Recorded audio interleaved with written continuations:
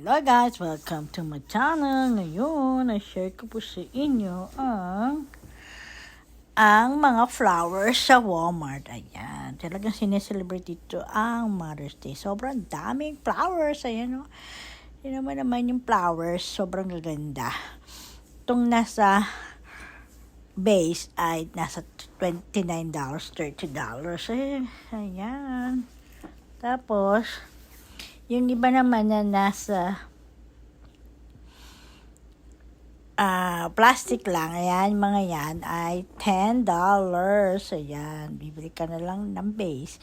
Kung marami ka naman base, ay kahit hindi ka na bumili base, ayan, lagay mo na sa base. Pero hindi siya nilalagay na para hindi siya malanta agad. Yung flowers, mag-wait ka ng 10 days bago yun malanta. Pero yung iba ay sobrang dami, kaya iba sa lanta na siguro. Ayan o, ang dami-dami talagang mga flowers. Ayan o, iba-ibang klaseng flowers. Kaya kung ako sa inyo, bilhin nyo na po yung inyong mothers. Ayan, bye-bye. Thank you for watching.